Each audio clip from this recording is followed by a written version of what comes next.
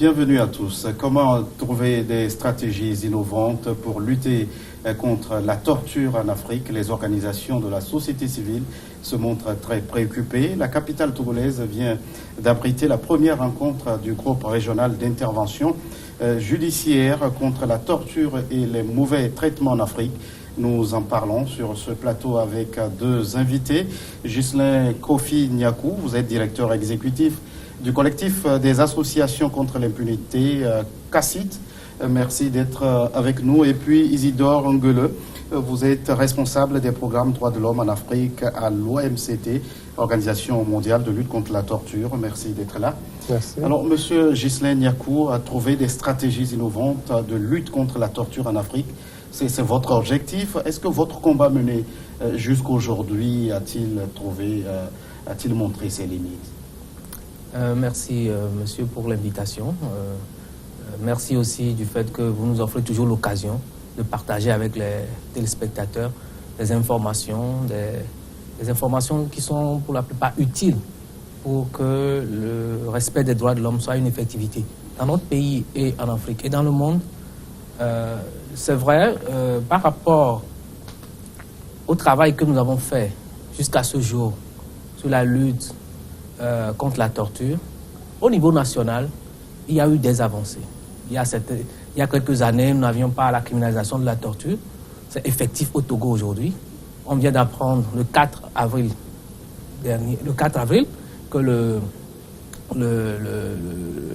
gouvernement a pris un décret pour que les membres de la CNDH puissent commencer effectivement leur travail. C'est des avancées que nous avons obtenues au niveau national. Maintenant, pourquoi penser à une stratégie régionale? C'est que d'abord, nous avons nos limites au niveau national, par exemple la question de l'impunité.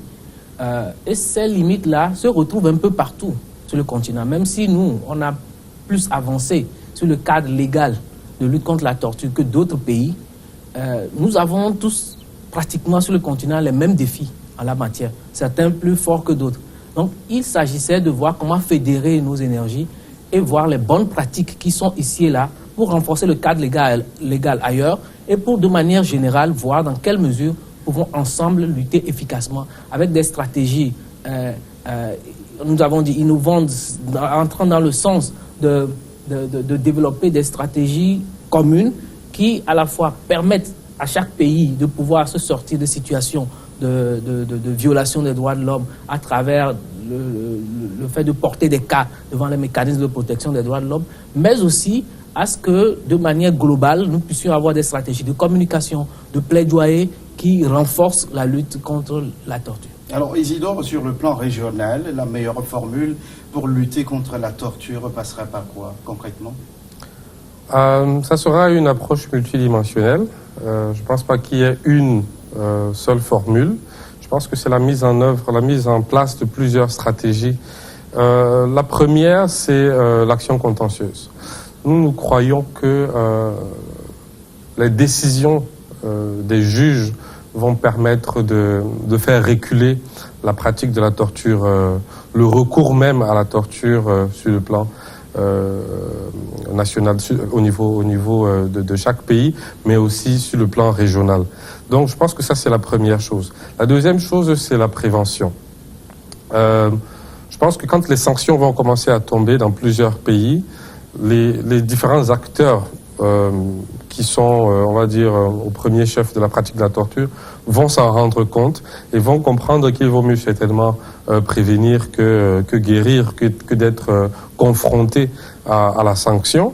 Et je pense que tout cela va aussi pousser à une évolution des systèmes judiciaires de chaque pays, de l'approche aussi des systèmes, on va dire, des mécanismes dont on dispose aussi sur le plan sous-régional et ensuite régional.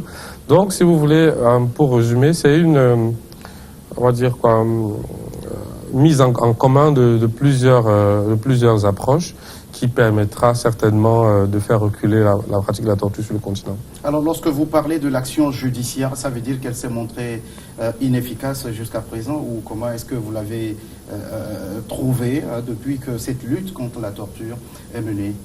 Disons qu'il y a plusieurs obstacles. Prenons ça dans une approche de défi. Donc, il y a, on va dire, très peu de décisions qui sont rendues contre les personnes accusées d'actes de torture, premièrement. Ensuite, contre les personnes, on va dire les hauts gradés, que ce soit les militaires, les policiers, les agents des services de renseignement. Dans plusieurs pays, les structures tortionnaires sont construites autour d'acteurs intouchables. Je prends par exemple un pays comme la République démocratique du Congo.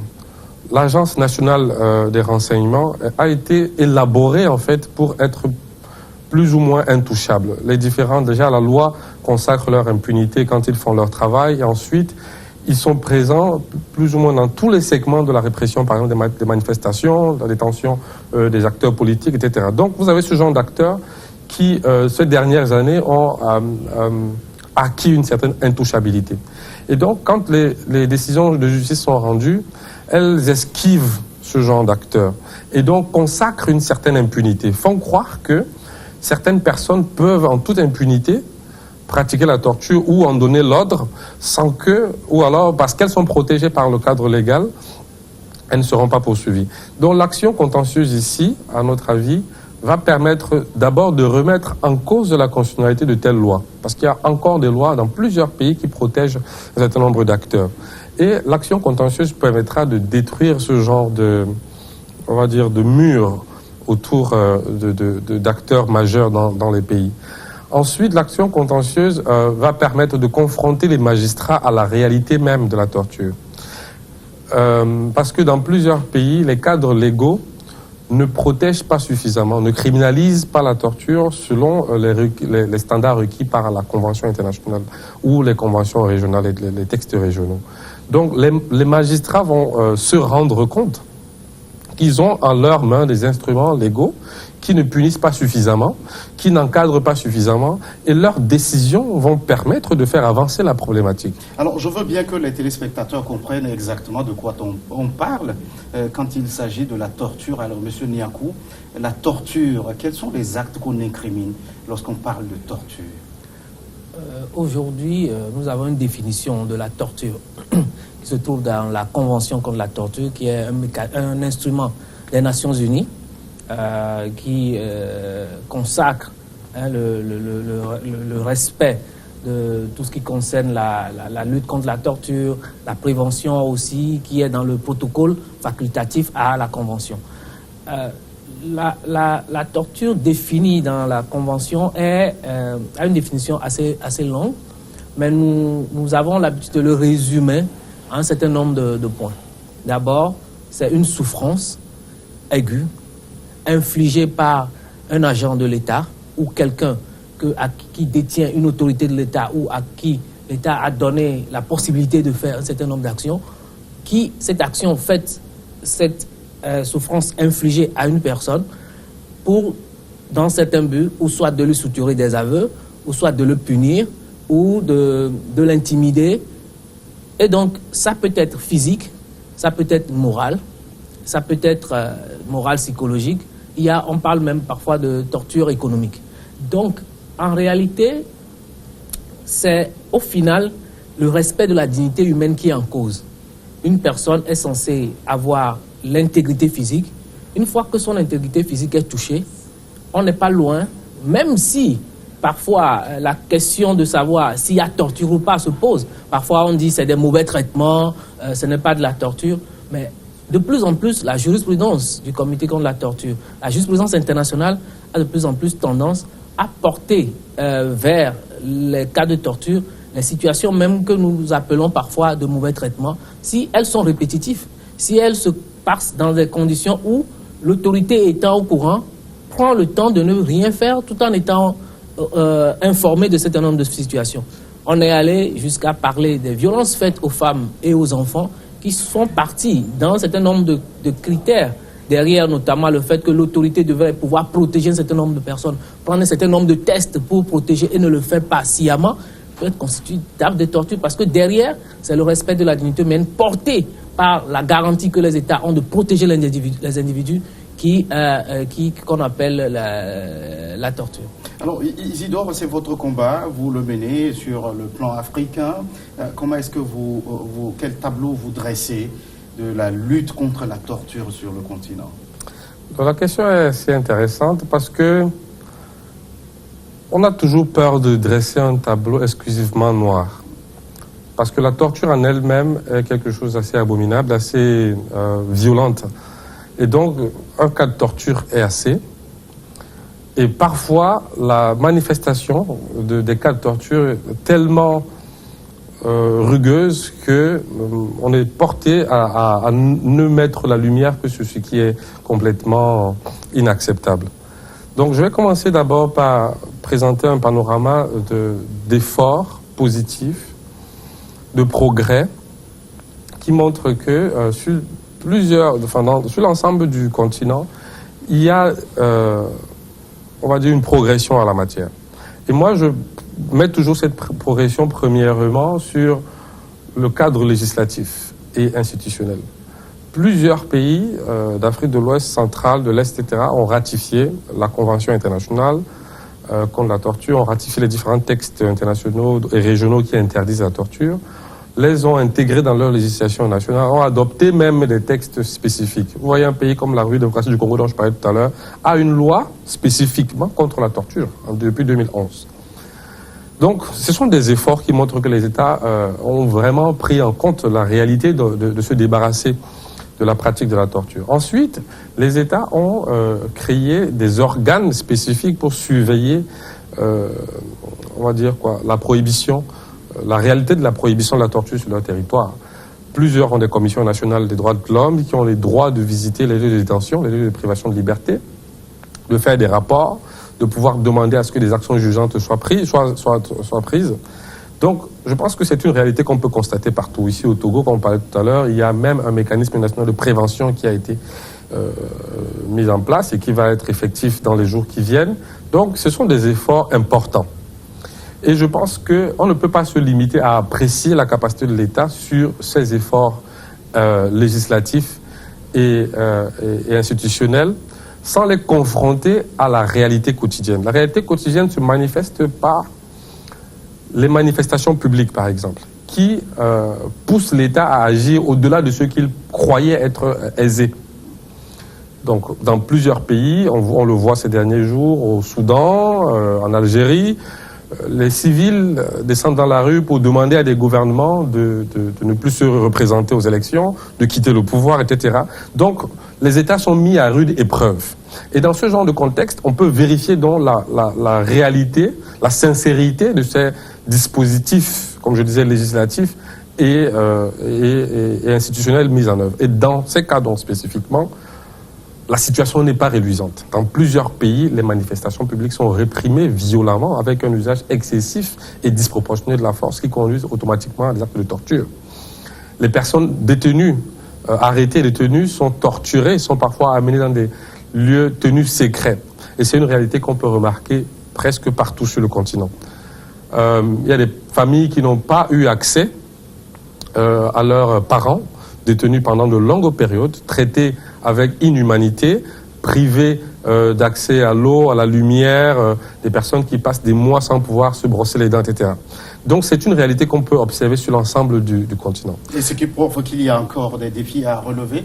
Nous allons le voir. Alors, Monsieur Niakou, sur ce même plateau, il y a quelques mois, vous dénonciez le retard accusé dans votre pays, le Togo, par rapport à la mise en place du mécanisme national de prévention de la torture. Aujourd'hui, où en sommes-nous ? Je pense que j'avais brossé un peu le sujet à l'entame. Isidore est revenu un peu là-dessus. Aujourd'hui, nous nous félicitons. Vous pouvez voir même, nous avons sur le tweet du CACID, ne serait-ce qu'hier encore, félicité le gouvernement pour cet effort qui est fait. Aujourd'hui, après le plaidoyer que nous avons fait, après les échanges avec les autorités, que ce soit le CACID ou d'autres organisations ou d'autres acteurs pertinents, aujourd'hui, on peut dire que l'Assemblée nationale a élu les 9 membres de la commission nationale, parce que cette commission, c'est elle qui va prendre en charge le mécanisme national de prévention de la torture. Et le 4, comme j'ai dit, le 4 avril, le gouvernement a pris le décret. Donc, des dernières nouvelles que nous avons, assez rapidement, le ministère des droits de l'homme nous a affirmé qu'assez rapidement, les commissaires vont se regrouper. Ensuite, le président de la Cour suprême sera là pour présider à la première réunion, ils vont élire leur bureau et les choses vont avancer. Donc notre espoir maintenant pour ce mécanisme, c'est qu'ils aient les moyens de faire leur travail, parce que c'est un autre défi. De mettre en place le mécanisme ne suffit pas. C'est un mécanisme qui est censé faire des visites inopinées dans les lieux de détention. Ça suppose, quand on parle de lieu de détention, pour un mécanisme comme ça, c'est pas seulement ce qu'on connaît de manière traditionnelle, la prison ou les lieux de garde à vue, mais c'est aussi les centres psychiatriques, c'est aussi les couvents, tout lieu où les personnes sont privées de leur liberté. On peut aller chez nous ici jusqu'à parler des centres où certains pasteurs détiennent un certain nombre de personnes pour prier pour elles, et donc ces personnes sont privées de leur liberté à vouloir aller à venir de leur propre gré.